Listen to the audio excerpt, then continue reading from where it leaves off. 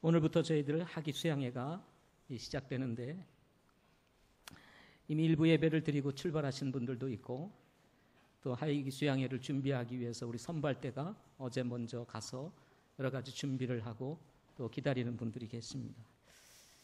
이번 학기 수양회를 통해서 하나님이 지으신 자연의 동산에서 하나님을 만나는 기쁨과 또 예배를 통해서 주시는 우리 말씀을 통해서 하나님의 음성을 듣고 또 성도들이 서로 자연 속에서 교제하며 또 우리 속에 계신 하나님을 경험하는 이런 복된 수양회가 되기를 소망합니다. 오늘 하나님의 말씀은 창세기 12장 1절부터 9절에 있는 말씀 보겠습니다. 창세기 12장 1절부터 9절에 있는 말씀입니다.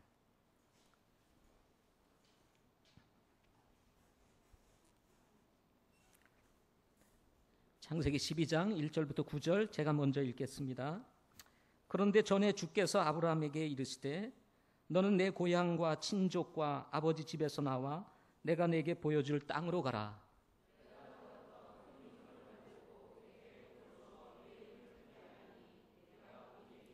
너를 축복하는 자들에게는 내가 복을 주고 너를 저주하는 자에게는 저주를 내리리니 내 안에서 땅의 모든 가족들이 복을 받으리라 하셨더라.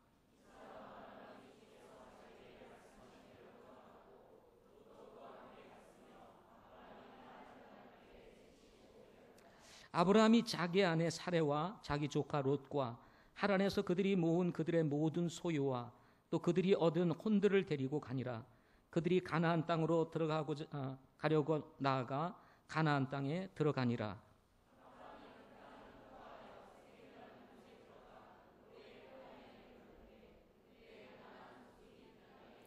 주께서 아브라함에게 나타나 이르시되 내가 이 땅을 내 씨에게 주리라 하셨으므로 그가 자기에게 나타나신 주께 거기서 제단을 쌓고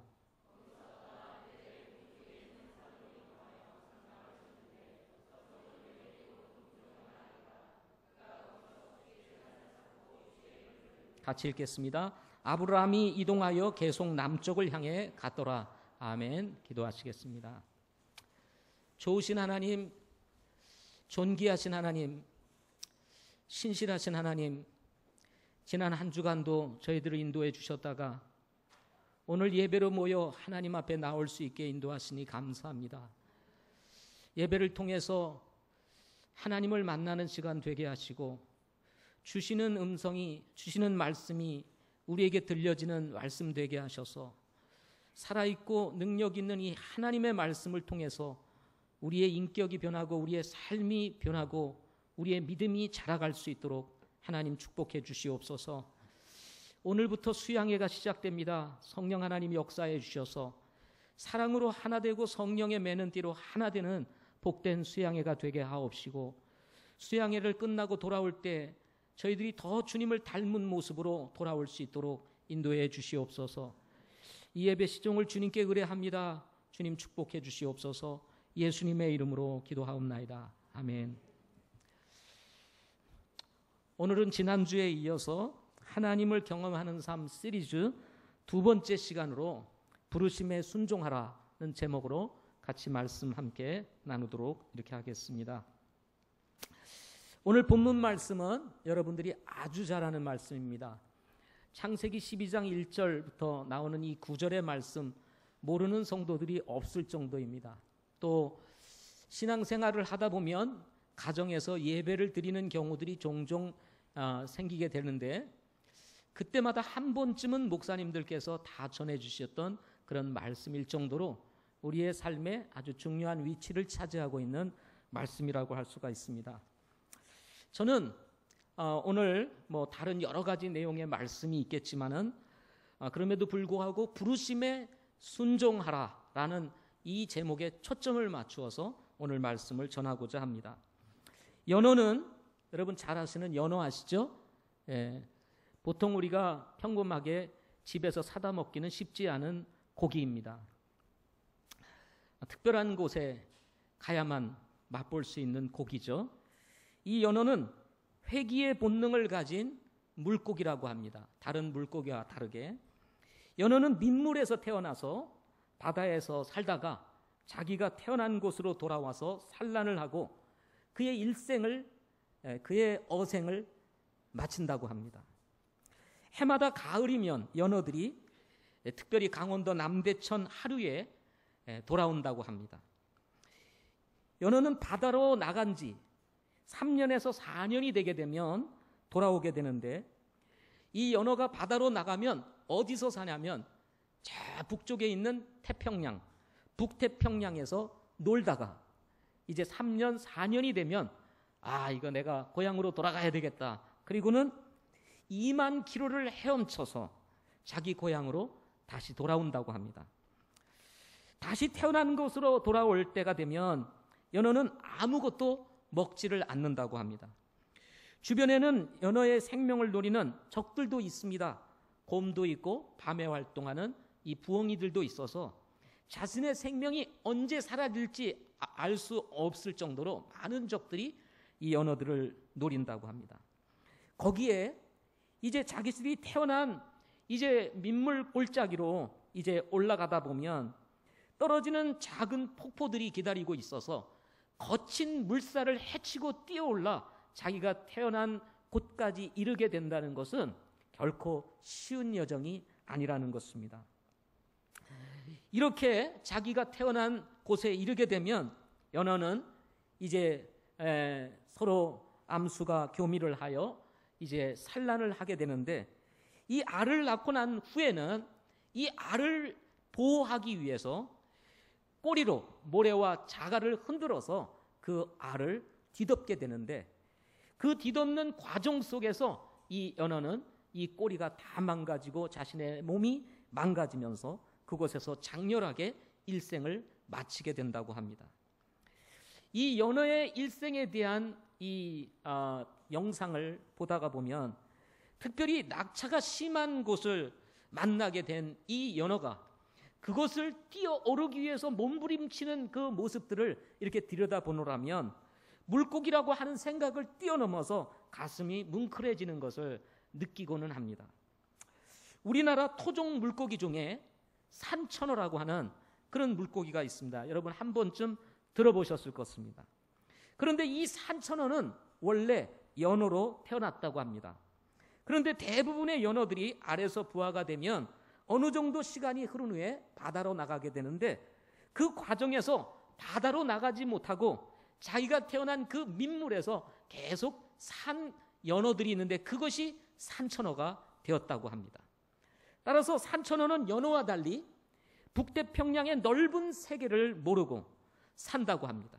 뿐만 아니라 회귀의 본능에 따라서 고향으로 돌아오는 그 드라마틱한 연어의 어생을 알 수가 없다는 것입니다.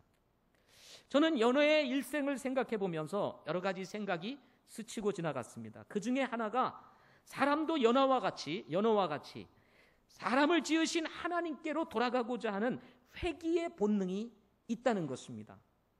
단지 연어는 본능적으로 자신이 어디로 가야 하는지를 알지만 죄를 범한 인간은 어디로 갈지를 모르고 가기는 가야 되는데 어디로 갈지를 알지 못해서 방황을 하게 된다는 것입니다. 오늘 말씀에 보면 아브라함이라는 사람이 나옵니다. 보편적으로 우리가 알고 있는 이 아브라함은 믿음의 조상입니다. 그러나 아브라함이 그냥 믿음의 조상이 된 것은 아닙니다. 믿음의 조상이 되기 전 아브라함은 갈대아 우르라고 하는 곳에서 아주 넓은 바다와 같이 넓은 당시의 세상에서 살고 있었습니다. 당시 갈대아 우르는 근동 지방, 메소포타미아 지방에서 아주 발달한 도시였다고 합니다. 지금의 이라크 남부 지역에 위치한 도시로서 바그다드에서 남쪽으로 약 300km를 지나가게 되면 내려가면 바로 지금의 갈대아 우르, 성경에 나오는 갈대아 우르가 위치하고 있다고 합니다. 이 갈대아 우르는 당시 남부 지역에 있었던 이 갈대아 우르는 당시 근동 세계에서 가장 화려한 도시였다고 합니다. 토지는 비옥하고 주민의 생활은 부유하였으며 농업과 공업과 어업이 아주 발달한 그런 중심지였다고 합니다.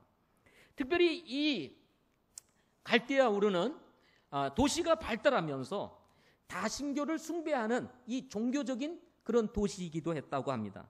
특별히 질투의 여신, 다산의 여신 또는 성애의 여신 이난나라고 하는 여신을 숭배를 하였는데, 이 이난나는 바벨론의 이슈타르 여신과 동일한 그런 여신이었다고 합니다. 탈무드에 의하면 이 아브라함의 아버지 데라가 우상을 만드는 장인이었다고 소개를 하고 있습니다. 성경적인 근거는 없지만 만일 아브라함의 아버지 데라가 이 갈대아 우르에서 우상을 만드는 장인이었다고 한다면, 아브라함은 하나님과 아주 거리가 먼 사람, 하나님을 믿기가 어려운 사람, 하나님이 부르셨을 때 그 부르심에 순종하기가 아주 어려운 사람이었다 하는 사실인 것입니다. 그런데 이런 아브라함을 하나님께서 부르셨다고 하는 것은, 그리고 그를 불러서 믿음의 조상이 되게 하셨다라고 하는 것은 하나님의 거룩한 성품으로 비춰볼 때 은혜라고밖에 설명할 길이 없다는 사실인 것입니다. 이렇게 갈대아 우르라고 하는 삶의 근거가 뚜렷한 곳에서 살고 있었던 아브라함을 어느 날 하나님께서 부르셔서 갈대아 우르를 떠나라고 말씀을 하십니다. 오늘 본문 1절을 한번 다시 보겠습니다. 창세기 12장 1절 말씀입니다. 주께서 아브라함에게 이르시되 너는 내 고향과 친족과 아버지 집에서 나와 내가 내게 보여줄 땅으로 가라 하고 말씀을 하셨습니다.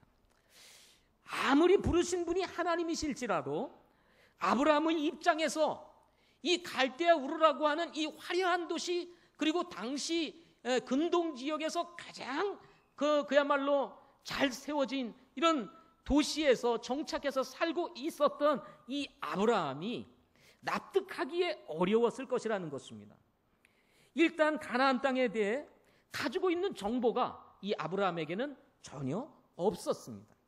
어느 날 갑자기 여러분 누군가가 이곳을 떠나 내가 지시한 땅으로 가라 하고 얘기를 한다면 여러분 적어도 그 지역에 대한 정보는 가지고 있어야 되지 않겠습니까? 그래야 이해도 되고 설명이 되어서 납득이 되어서 가지 않겠습니까? 그러나 이 아브라함에게는 하나님께서 가라고 하는 지시가 있고 보여줄 땅으로 가라는 말씀은 있지만 그 땅에 대한 정보는 전혀 없었다는 것입니다. 히브리서 11장 8절에 보면 이 아브라함이 하나님께서 지시한 땅으로 가는 이야기가 나와 있는데 거기에 이렇게 소개를 합니다. 자기가 어디로 가는지 알지 못한 채 나갔다라고 이렇게 말합니다. 아브라함이 하나님의 부르심에 순종하여 자신이 살고 있었던 갈대아 우르를 떠나 하란을 거쳐 이제 가나안 땅으로 가게 되는데 자기가 어디로 가는지 알지 못한 채 나갔다고 이렇게 성경은 말씀하고 있는 것입니다. 뿐만 아닙니다. 하나님께서 아브라함을 부르셨을 때 적어도 아브라함이 하나님께서 지시한 이 가나안 땅에 가서 살 수 있는 그런 적성을 가지고 있는지 나름대로 적성 검사를 해보거나 아니면 적어도 가야 할 아브라함에게 의논을 해야 했는데도 불구하고 한 번도 의논을 한 적도 없으셨다는 것입니다. 더 기가 막힌 사실은 아브라함이 가서 볼 가나안 땅은 갈대아 우르에 비하면 그야말로 불모지였다는 것입니다. 창세기 26장에 가서 보게 되면 이삭이 그랄 땅 블레셋 사람들과 우물 문제로 다툼이 있었다는 이야기를 우리는 성경에서 찾아볼 수가 있습니다. 이 우물 문제로 다툼이 일어날 때 창세기 26장 15절에 다음과 같은 말씀이 기록되어 있습니다. 그의 아버지 아브라함 시대에 그의 아버지의 종들이 판 모든 우물을 블레셋 사람들이 막고 흙으로 메웠더라 하는 말씀이 나옵니다.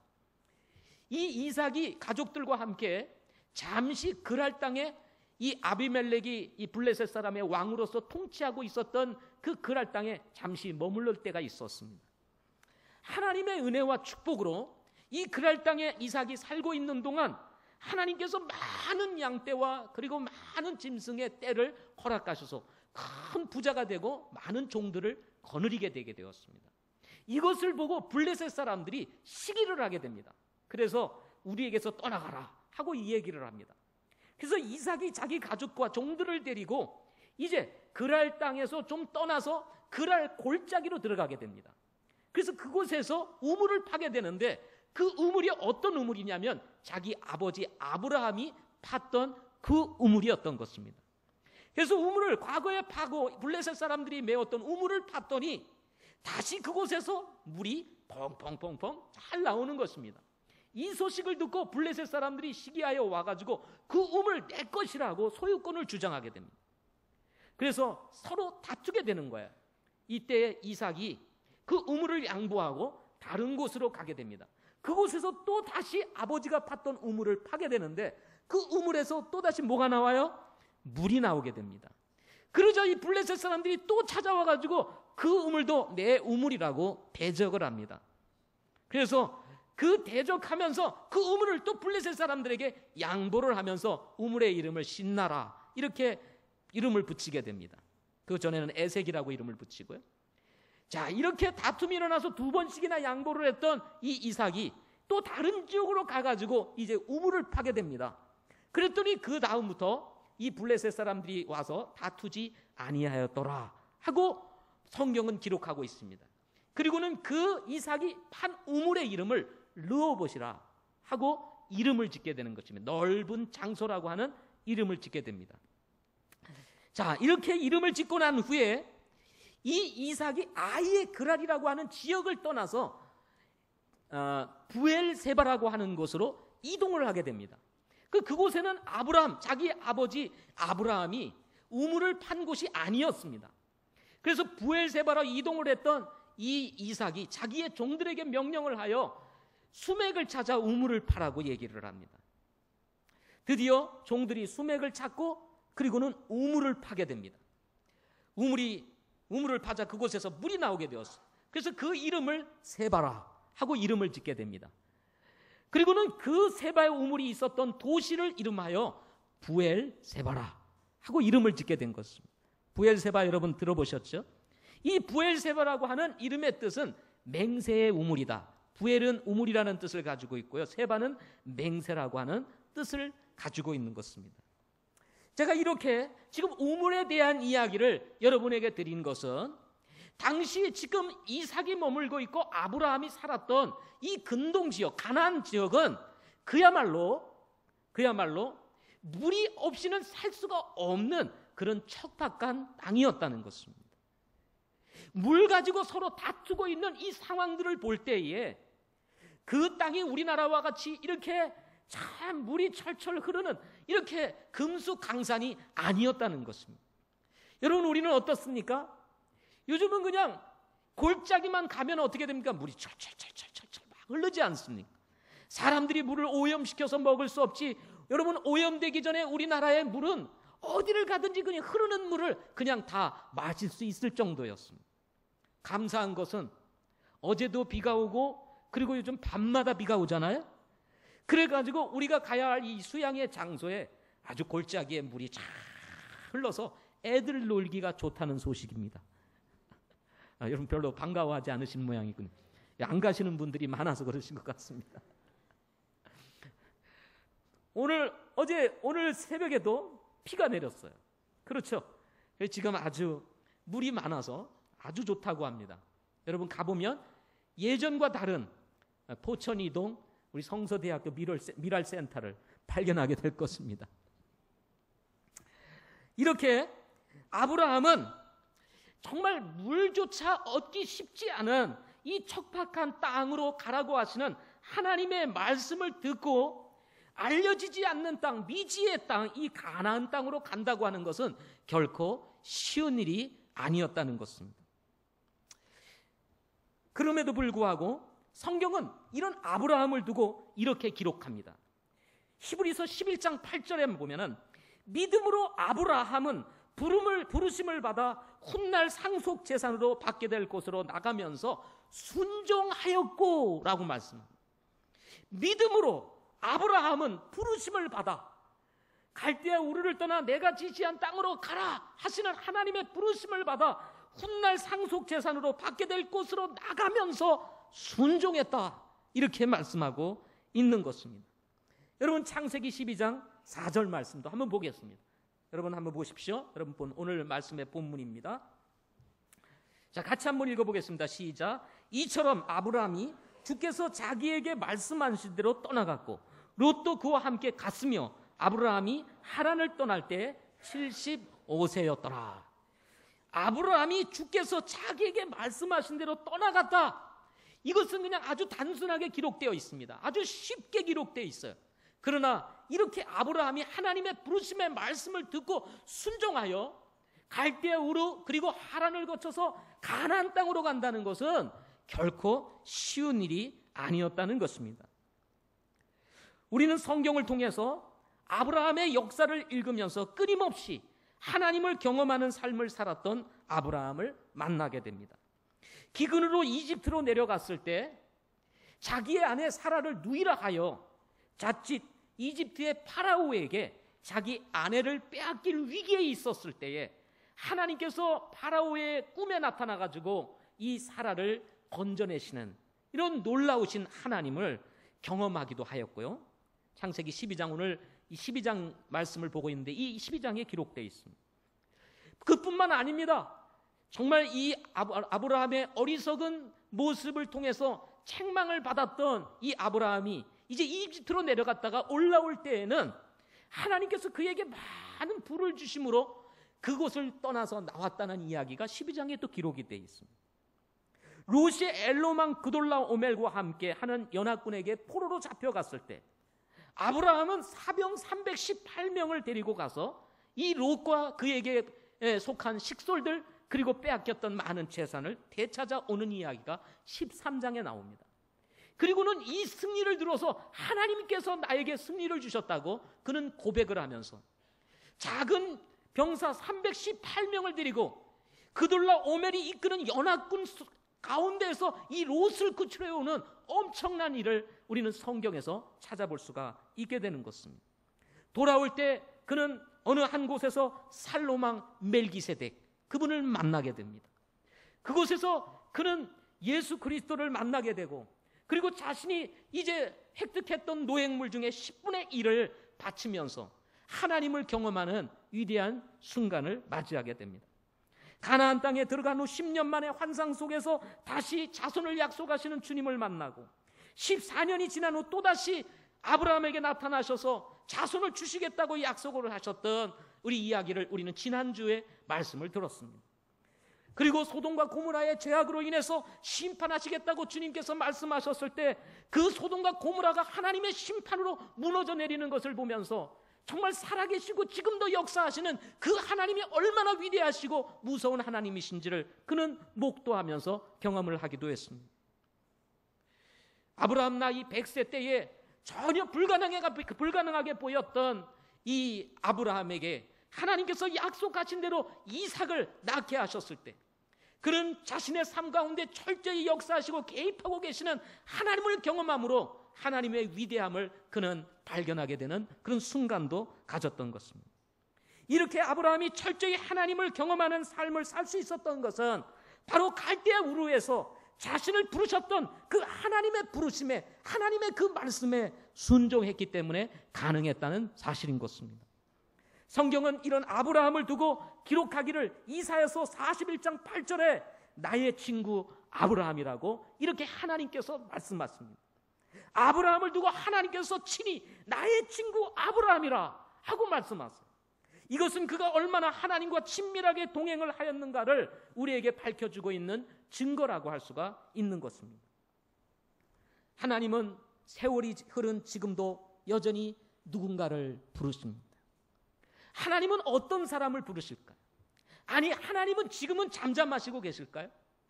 아닙니다. 하나님은 지금도 누군가를 부르시고 계신다는 것입니다.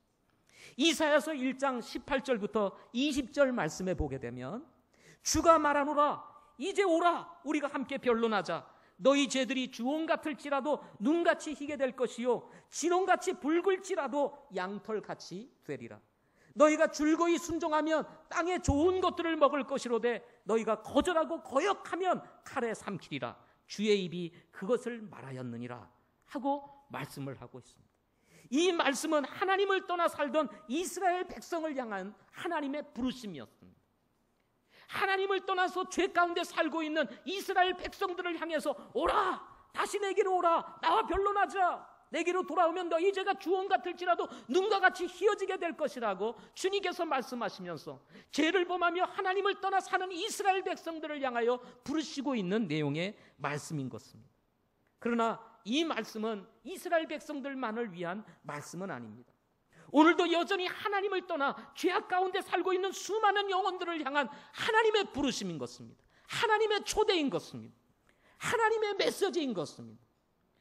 연어가 넓은 바다에서 살다가 본능 속에 숨겨진 창조주 하나님의 부르심을 따라 자신이 태어난 곳으로 옆길을 바라보지 아니하고 돌아오듯이 우리를 지으시고 하나님께도 돌아가야 한다고 하시는 이 하나님의 부르심의 말씀이 바로 이사야서 1장 18절 말씀인 것입니다. 뿐만 아니라 신약에 와서 하나님께서는 베드로를 통해서 다음같이 우리에게 말씀을 주십니다. 주께서는 자신의 약속에 대해 어떤 사람들이 더디다고 생각하는 것 같이 더디지 아니하시며 오직 우리를 향하여 오래 참으사 아무도 멸망하지 아니하고 모두 회개에 이르기를 원하시느니라. 사람들은 죄의 바다에 빠져서 살아가고 있습니다. 그것이 죽음의 길이라는 사실조차도 인식하지 못한 채 사람은 자연스러운 운명이라고, 죽음은 그저 자연스러운, 우리에게 찾아오는 자연스러운 운명이라고 생각하면서 살아가고 있다는 것입니다. 그러나 성경은 창조주 하나님께로 돌아가면, 회개하면 멸망하지 않을 것이라고 말씀하고 있는 것입니다. 하나님은 이렇게 어리석은 인간들을 위해 사랑하는 독생자 예수 그리스도를 이 땅에 보내주시고 우리를 대신하여 피 흘려 죽으셨다가 그 죽음을 이기시고 부활하심으로 우리를 죄에서 구원하시기 위해서 오신 예수님께서 친히 말씀하시기를 요한복음 11장 25절에서 나는 부활이요 생명이니 나를 믿는 자는 죽어도 살겠고 누구든지 살아서 나를 믿는 자는 결코 죽지 아니하리라. 이것을 내가 믿느냐 라고 말씀하시고 계시는 것입니다. 죽음 앞에 모든 것이 등불처럼 꺼져가는 인생을 향하여 우리 주님이 말씀하신 것입니다. 나는 부활이요 생명이니 나를 믿는 자는 죽어도 살겠다고 말씀하고 있는 것입니다. 세상의 바다에 사는 수많은 사람들은 그저 먹고 사는 것이 전부라고 생각하며 살아가는 것이 일반적인 것입니다. 그러나 오늘도 먹고 내일도 먹고 우리는 그 후에도 먹을 것이지만 결국 사람이 먹지 못함으로 죽게 된다는 사실을 여러분 아십니까? 이런 인간을 향해 다시 우리 주님께서 말씀하십니다. 요한복음 6장 35절에 내가 곧 생명의 빵이니 내게 오는 자는 결코 줄이지 아니할 것이요 나를 믿는 자는 결코 목마르지 아니하리라. 오늘도 주님을 알지 못하고 생명의 정말 생명 대신 예수 그리스도를 알지 못하고 살아가는 수많은 사람들을 향하여 주님께서 말씀하고 계시는 것입니다. 그 사람들을 향하여 부르시면서 내가 곧 생명의 빵이니 내게 오는 자는 결코 줄이지 아니할 것이요 나를 믿는 자는 결코 목마르지 아니하리라 그 말씀하고 있는 것입니다. 우리는 너무 풍부한 곳에서 살아가고 있습니다. 슈퍼만 가면, 가게만 가면, 마트에만 가면 그저 그냥 돈 조금 내면 우리가 마실 물들을 마음껏 사가지고 마실 수가 있습니다. 그런데도 사람의 영혼에는 갈증이 있어요. 이 갈증의 문제를 해결하지 아니하면 멸망에 이른다고 성경은 말씀하고 있는 것입니다. 이런 영혼을 향하여 하나님께서 부르시고 계시는 것입니다. 수고하고 무거운 짐진 모든 자들아 너희는 내게로 오라. 내가 너희에게 안식을 주리라 하고 말씀하고 계시는 것입니다. 이 세상에 여러분 가지고 싶은 것 다 소유한다고 해도 여러분 우리의 이 마음은 만족하지 못합니다. 왜냐하면 우리의 영혼은 하나님을 찾아가지 아니하고서는 결코 만족할 수 없는 존재이기 때문에 그런 것입니다. 따라서 여러분 진정한 안식, 진정한 쉼은 수양회에 있거나 휴가에 있는 것이 아니라 예수님께 있다는 사실을 기억해야 합니다. 수양회는 잠시의 휴식일 뿐인 것입니다. 이것이 구원받지 못한 분들을 향한 하나님의 부르심인 것입니다. 아직 주님을 알지 못하고 세상의 바다 가운데서 살고 있는 영혼들을 향한 하나님의 부르심, 내게로 오라 하는 부르심인 것입니다. 뿐만 아니라 또 어떤 분들을 향하여 우리 하나님께서 부르실까요? 연어는 바다로 나간 지 3, 4년이 되면 자신이 태어난 고향으로 돌아간다고 합니다. 돌아가기로 결정된 연어들에게는 아주 많은 난관들이 앞에 있다는 사실을 저는 말씀을 드렸습니다. 2만 킬로나 되는 먼 거리를 연어는 헤엄쳐서 돌아와야 합니다.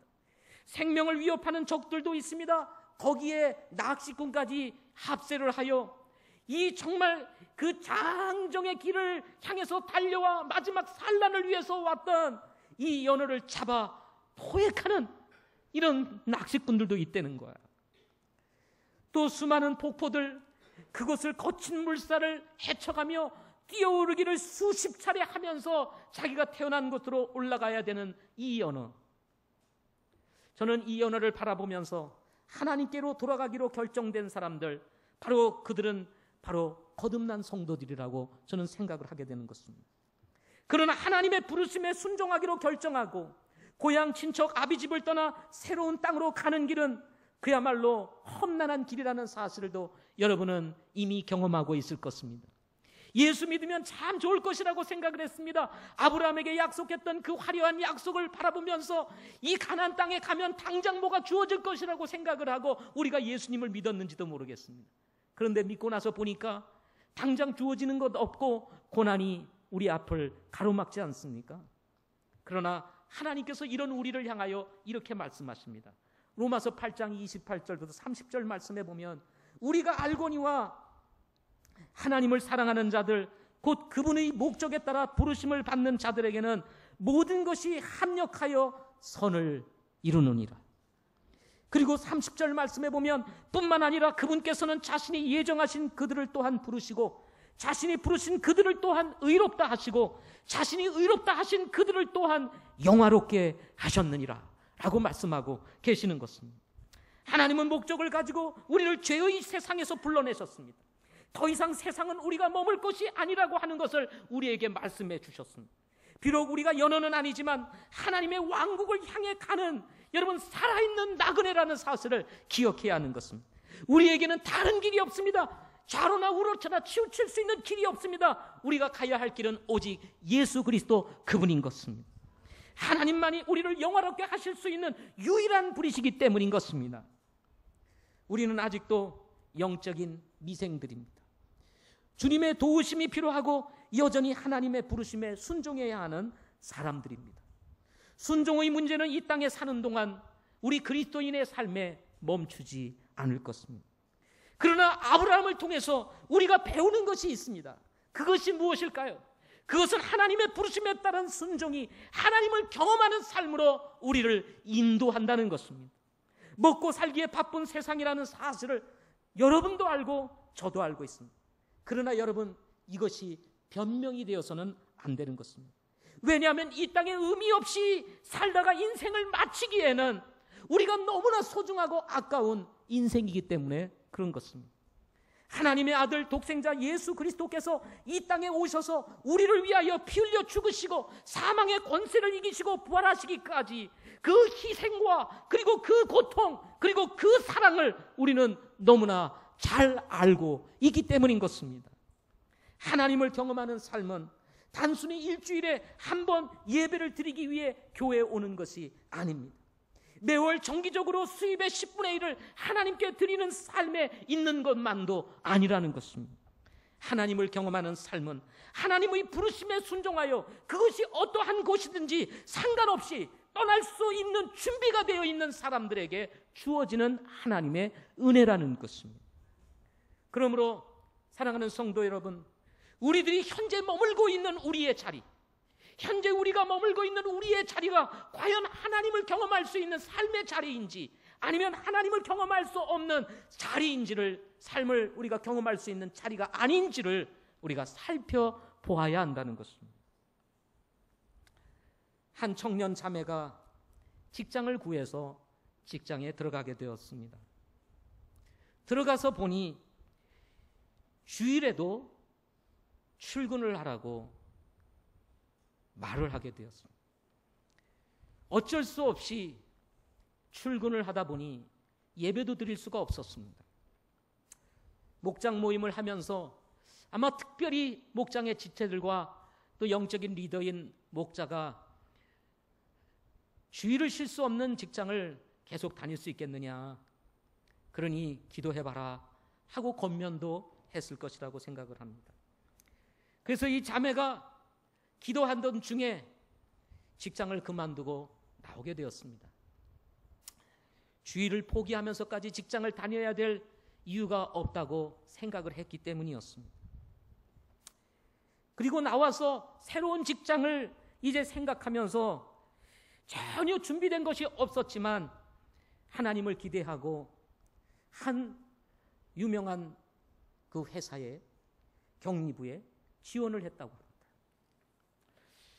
자신의 실력 그리고 경력 그리고 모든 것들을 이렇게 생각해 볼 때에 그 회사에 들어가기에는 적합하지 않은 그런 사람이라고 생각을 했습니다. 그런데 우리의 생각과 달리 하나님께서는 놀랍게 역사하사 그 회사에 입사하게 하셨습니다. 주일도 쉬고 그리고 토요일도 쉰다고 합니다. 때로 우리는 떠남을 두려워하므로 하나님의 부르심이 있음에도 불구하고 우리는 그저 머물러 있을 때가 있습니다. 두려움이 있습니다. 우리의 삶의 안정에 대한 두려움, 하나님의 말씀에 순종을 했을 때, 하나님의 부르심에 순종했을 때 찾아올 불이익에 대한 두려움, 현재의 삶에 대한 두려움, 혹시나 다른 사람들로부터 손가락질을 당하지는 않을까 하는 두려움, 이런 두려움 때문에 하나님의 부르심이 있다는 사실을 알면서도 우리는 그 부르심에 순종하지 않고 있을 수 있다는 것입니다. 그러나 여러분, 기꺼이 우리가 떠날 때 떠나고 하나님의 부르심에 순종하여 떠났을 때 하나님께서는 더 좋은 것으로 우리를 인도하시며 살아계시고 지금도 역사하시며 우리의 삶에 개입하셔서 역사하시는 하나님을 경험할 수 있는 것과 같이 여러분, 우리 모두가 하나님의 부르심에 순종하실 수 있기를 바랍니다. 하나님의 부르심에는 몇 가지 약속이 있습니다. 그 첫 번째 약속은 하나님께서 책임지신다는 것입니다. 나를 따라오너라, 내가 너희로 사람을 낚는 어부가 되게 하리라 하고 주님께서 말씀하셨습니다. 이 말씀 속에서는 나를 따르게 되면, 예수님을 따르게 되면 여우도 굴도 있고 새들도 머리 둘 곳이 있지만 나는 머리 둘 곳도 없고 머물 곳도 없지만 하나님께서, 예수님께서 제자들을 뭐 하시겠다는 거예요? 책임져 주시겠다는 것입니다. 아브라함이 가야 할 그 땅은 척박한 땅이었습니다. 그야말로 불모지와 같은 곳이었습니다. 어찌 보면 사막과 같이 황무한 땅이었습니다. 그러나 그것이 사막이 됐든 그것이 불모지가 됐든 그것이 어느 곳이든 하나님의 부르심에 순종하여 가게 되면 하나님께서 책임져 주신다는 것입니다. 오늘 본문에 보게 되면 이제 아브라함이 이제 베델에 이르게 되고 남쪽으로 이주를 했다고 성경에 기록하고 있습니다. 그러면서 여러분, 창세기 12장을 거쳐서 쭉쭉쭉 읽어보세요. 이동을 할 때마다 하나님께서 아브라함을 축복하심으로 훨씬 더 많은 부를 누리게 하고 훨씬 더 많은 종들을 누리게 하고 그에게 더 많은 힘들이 축적되는 것을 보게 되며 그의 영향력은 확대되어지는 것을 우리는 성경에서 볼 수 있게 되는 것입니다. 하나님은 우리의 생각과 다른 분이십니다. 내가 보는 것과 하나님은 다르신 분이라는 사실을 여러분 기억하시기 바랍니다. 하나님은 살아계신 분입니다. 아브라함의 하나님이 우리의 하나님인 것입니다. 그 하나님이 지금도 우리를 책임져 주시고 우리를 지켜주시는 분이라는 사실을 여러분 믿으시기를 바랍니다. 그런가 하면 오늘 말씀을 통해서 우리가 배울 수 있는 것 두 번째는 뭐냐면, 순종하면 하나님께서 보상해 주신다는 것입니다. 여러분 3절 2절 말씀을 보십시오.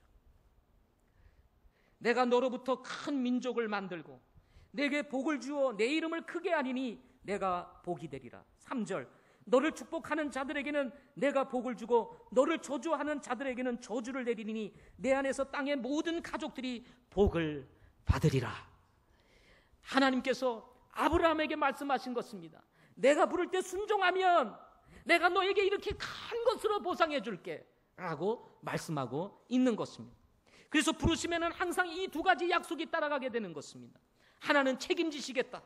그리고 순종하게 되면 그것에 따라서 하나님이 충분히 보상해 주시겠다고 하는 것입니다. 여러분 성경에 있는 내용을 통해서 여러분 한번 들여다보게 되면 아브라함 평생에 여러분 노력을 하고 힘써 재능을 다하여 일한다 할지라도 그가 스스로 취득할 수 없는 많은 재물과 부와 권세와 영화를 누리게 될 뿐만 아니라 영적인 은혜도 있게 되는 것을 우리는 성경을 통해서 보게 되는 것입니다. 사랑하는 성도 여러분, 하나님은 우리보다 훨씬 더 크신 분이 있습니다. 하나님은 우리보다 훨씬 더 큰 비전을 가지고 계신 분이 있습니다. 우리가 그분의 부르심에 순종하고 나아가게 되면 우리가 바라보는 것과 달리 하나님은 더 많은 것으로 우리를 채우시고 우리의 이름을 빛내게 하실 수 있다는 사실을 여러분 기억하시기를 바랍니다. 우리의 삶은 이 땅에 있는 것이 아닙니다. 우리의 소망은 이 땅에 있는 것이 아니에요. 이 땅 이후에 하나님께서 우리에게 주실 저 영원한 나라를 여러분 바라보실 수 있기를 바랍니다. 지금 우리에게도 하나님을 경험하는 삶이 필요합니다. 이를 위해서 하나님의 부르심에 우리 모두가 순종할 수 있기를 바랍니다. 하나님께서는 우리의 삶에 철저히 개입하시고 계시기 때문인 것입니다. 사랑하는 성도 여러분, 기억하시기 바랍니다. 하나님은 결코 당신의 자녀들에게서 눈을 떼어보신 적이 없으시다는 사실을 기억하시기 바랍니다. 당신의 자녀들, 거듭난 성도들, 자신의 백성들을 향하여 항상 눈을 지켜보시면서 우리를 눈동자같이 살피시고 지켜보시는 분이 우리를 구원하신 하나님이신 것입니다. 아니, 여러분이 아직 예수 그리스도를 알지 못한다 할지라도 잃어버린 양을 찾아 떠난 목자와 같은 심정을 가지고 하나님은 지금도 여러분 아직 하나님을 만나지 못한 사람을 부르시고 계신다는 사실인 것입니다. 여러분, 아직 주님을 만나지 못했다 할지라도 주님의 부르심에 순종하여 주님의 말씀을 순종하여 그분을 여러분의 삶에 받아들이고 여러분 믿음의 길을 시작하게 된다면 여러분 구원이라고 하는 놀라운 축복을 누리게 될 뿐만 아니라 아브라함이 정말 순종하여 가나안 땅에 들어갔을 때 주셨던 그 하나님의 놀라운 은혜를 영적으로 우리의 삶에서 경험할 수 있게 될 것이라고 하는 사실인 것입니다. 사랑하는 성도 여러분, 이제 여러분 현실에 머물러 있지 마시고 주님의 부르심이 있다면 순종하실 수 있기를 바랍니다. 기도하겠습니다.